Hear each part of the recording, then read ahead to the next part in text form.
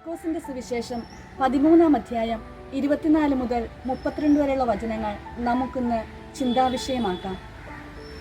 ദൈവത്തെ കാണുവാൻ ആഗ്രഹമുണ്ടോ? അതോ മരണത്തെ പുൽകാൻ ഭയമാണോ? ജനിച്ചാൽ ഒന്ന് മരിക്കണമെന്ന സത്യം നമ്മുടെയൊക്കെ ബുദ്ധിയിലുണ്ടെങ്കിലും മരിച്ചാൽ ഒന്ന് വിധിക്കപ്പെടാൻ ദൈവതിരുമുൻപിൽ നിൽക്കണമെന്ന സത്യം നാം എത്രമാത്രം ഉൾക്കൊണ്ടിട്ടുണ്ട്?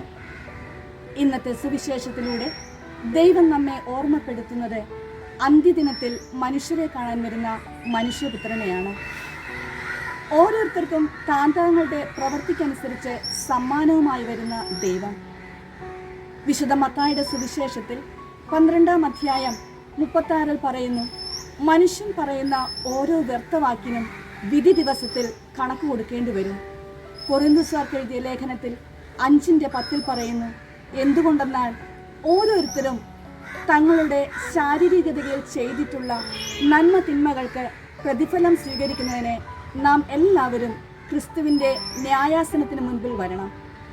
സഭാപ്രസംഗകൻ 12:14 പറയുന്നു, നല്ലതോ ചീത്തയോ ആയ ഏത് നിഗൂഢ പ്രവൃത്തിയും ദൈവം നീതിപീഠത്തിന് മുൻപിൽ കൊണ്ടുവരും.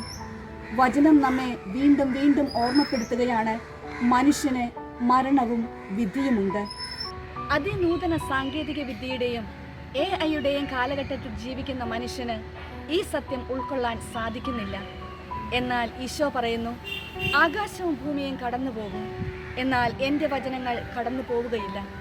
നമുക്ക് അവനിൽ വിശ്വസിക്കാം, അവൻ്റെ വചനത്തിൽ വിശ്വസിക്കാം.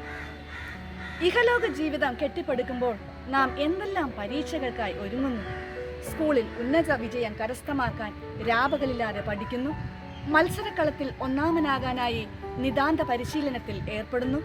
കുടുംബജീവിതം കൂടുതൽ ഭദ്രമാക്കുവാനായി, കൂടുതൽ പണം സമ്പാദിക്കുവാനായി പല ടെസ്റ്റുകൾക്കും വിധേയപ്പെടുന്നു. എല്ലാം നല്ലതു തന്നെ. എന്നാൽ എന്തേ ഞാനും നിങ്ങളും അവസാന പരീക്ഷയ്ക്കായി നമ്മെ തന്നെ ഒരുക്കുന്നില്ല? നമ്മെ സൃഷ്ടിച്ചവൻ്റെ മുൻപിൽ ചങ്കുറപ്പോടെ നിൽക്കാൻ, ന്യായമായി വിധിക്കപ്പെടുവാൻ നമ്മെ തന്നെ നാം ഒരുക്കുന്നില്ല. അവൻ തന്ന ആൾബലവും അവൻ തന്ന കരബലവും അവൻ തന്ന ആയുധബലവും അവൻ തന്ന ബുദ്ധി വൈഭവവും എല്ലാം അവൻ്റെ സമ്മാനത്തിനു വേണ്ടി കൂടി ഉപയോഗിക്കാം.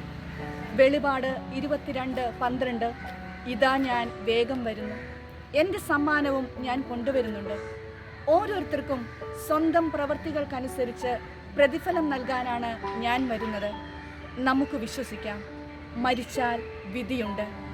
നമ്മുടെ ചെയ്തികൾ തിരുത്തി കുറിക്കാം, അവൻ്റെ വരവിനായി കാത്തിരിക്കാം. ദൈവം നിങ്ങളെയും എന്നെയും ശക്തരാക്കട്ടെ.